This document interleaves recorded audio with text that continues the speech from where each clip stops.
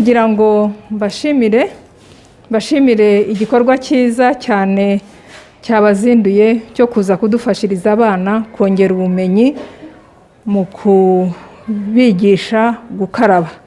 Ndumva nabibabwiye abana bari basanzwe bakaraba ariko noneho hari ikintu kiyongereyeho. Ndagira ngo kandi bashimire ku mpano y'ibikoresho mwaduhaye bizadufasha mu kunoza isuku dukaraba intoki. Ndagira ngo nabashimire ku mavuta meza mwaduhaye abana bazajya bisiga bamaze gukaraba.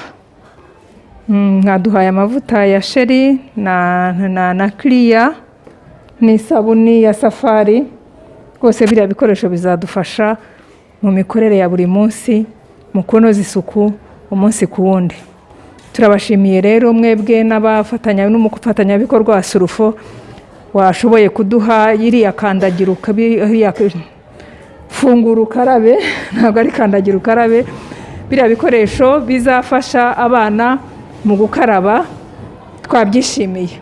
Murakoze, Nyagasani abigirire neza, mugire umunsi mwiza. Murakoze.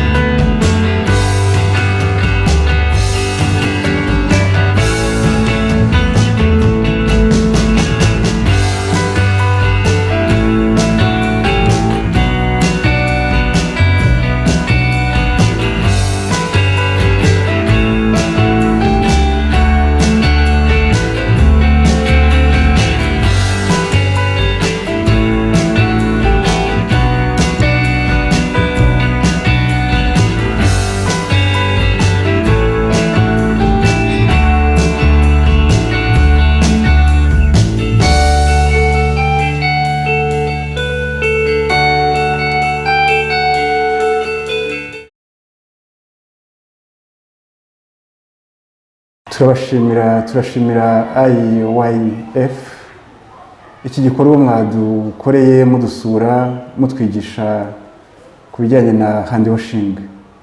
Ni umuco mwiza mutoje abana bacu, iriya groupe mwigishije iraza kwigisha bagenzi babo hano ku ishuri, ndetse izagere no mu miryango yabo abana bavuka, bigisha ababyeyi babo, bigisha abaturanyi.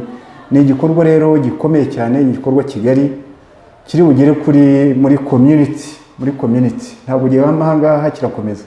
Kandi kubera ko abana babifashe bagiye kubigisha bagenzi babo, biraba n'umuco uhoraho hano ku ishuri. Turashima kandi nyuma y'izo nyigisho inkunga mwaduteye mufatanyije na SULFO Industries. Biriya bikoresho ari byo mwahaye abana, ni byiza barabikoresha bajya iwabo, ari bisigaye no ku ishuri bizadufasha gukomeza uyu muco wo gukaraba intoki no kugira isuku. Muri make rero turabashimira, Imana ibahe umugisha. God bless you.